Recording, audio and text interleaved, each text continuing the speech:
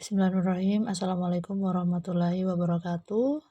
The first, let's give thanks to our God Allah Subhanahu wa Ta'ala who has given us health and because of the can assemble on this place. And then let's say salawat and salam to our Prophet Muhammad Sallallahu Alaihi Wasallam, because him we are not living Islam.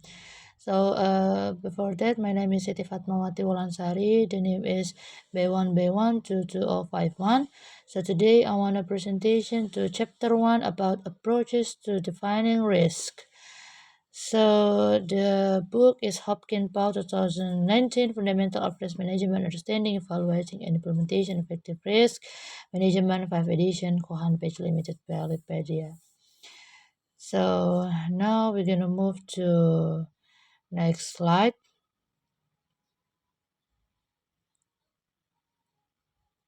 So for the chapter 1 approaches to defining risk, we have 6 subtopics. For the first is definition of risk. The second is type of risk. The third is risk description. The fourth is inherent level of risk. The fifth is risk classification system. And the sixth, or the last, is risk likelihood and magnitude.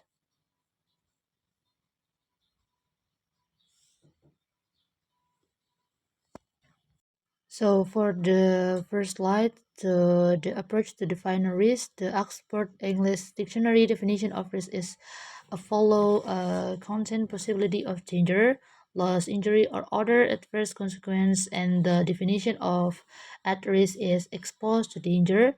In this context, risk is used to signify negative consequences. So, however, taking risk can also result in a positive outcome. A third possibility is that risk is related to uncertainty of outcome. So for the next slide about the definition of risk, so this risk is defined in multiple ways depending on the context. So the Oxford English Dictionary defines it as a chance or possibility of danger, loss, injury, or other adverse consequence. So that, however, other definitions such as ISO Guide 73 focus on the effect of uncertainty and objective. So according to ISO Guide 73, risk is the effect of uncertainty and objective, which can result in positive or negative outcomes or a deviation from expectation. So the Institute of Risk Management, or IRM, defines risk as the combination of the probability of an event and its consequence, which can range from positive to negative. And then the Oxford English Dictionary defines risk as the possibility of danger, loss, injury, or other adverse consequence. This demonstrates how risk can have both negative and positive connotation depending on the context and the desired outcome.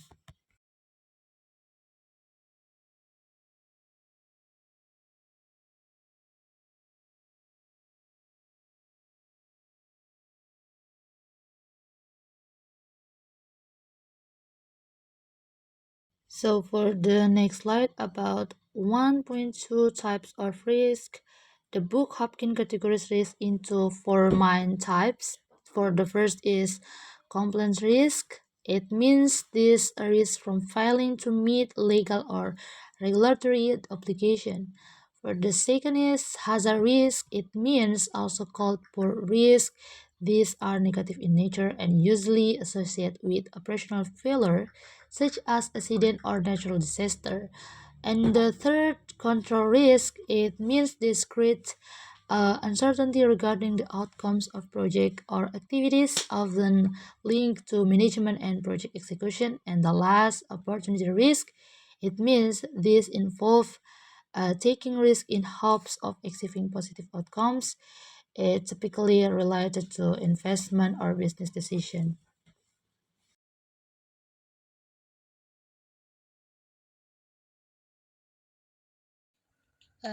So we're going to move to next slide to 1.3 about a risk description. So a comprehensive risk description includes details such as the name of the risk, its scope, nature, stakeholder involved, likelihood, magnitude, and existing controls.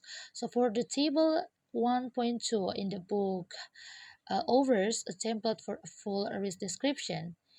We have, in order to fully understand and manage risk, a detailed description is essential. A comprehensive risk description should include. So for the first is the name or title of the risk, and the secondly it's the scope and nature of the risk, and the third stakeholders involved, and the fourth likelihood and magnitude of the events, and the fifth existing control mechanism, and the sixth responsibilities for managing the risk, and the last recommendation for risk improvement.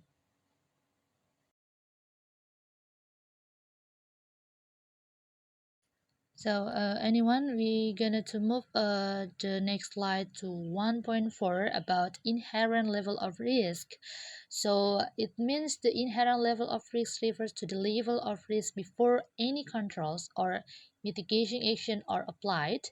It is the raw natural risk that can organization would face if no measures were taken to reduce its likelihood or impact. Understanding the inherent level of risk help in assessing how much risk reduction is achieved through existing controls and how much effort is needed to manage it.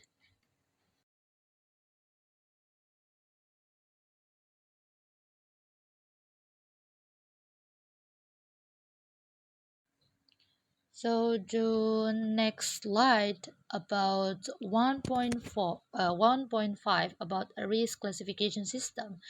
So this one risk can be classified based on various attributes such as its source, financial or operational risk, its impact, reputational or infrastructure damage, and the organizational components its effects.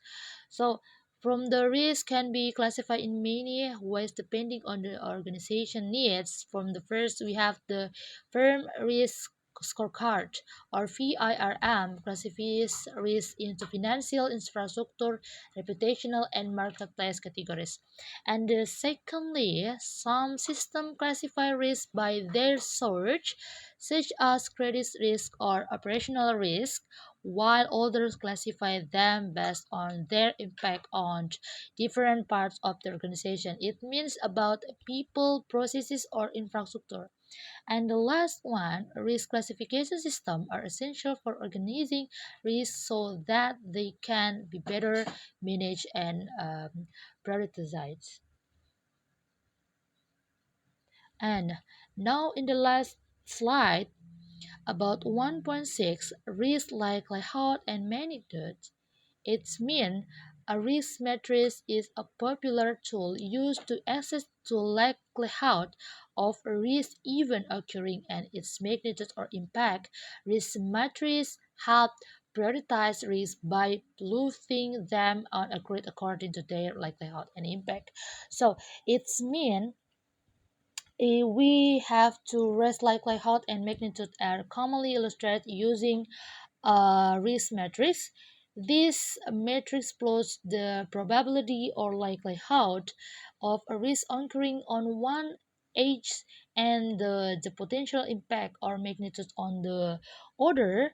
The matrix helps organizations visualize risks and prioritize them based on their safety and probability. The goal is to manage risk in a way that aligns with the organization risk appetite and capacity. So I have the conclusion about the chapter one. The approach to defining risk applies that a risk in the that can impact organizational objective either positively or negatively, or categories into compliance hazard control and opportunity risk, each requiring specific management strategies, proper risk description, classification system, and tools like the risk matrix help organization understand, prioritize, and manage risk effectively. The foundational understanding enables organization to mitigate negative risk and capitalize on opportunities. So, I think that's all for my presentation about chapter 1, approach to define risk explains.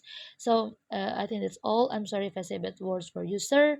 And for the list, I say wassalamualaikum warahmatullahi wabarakatuh.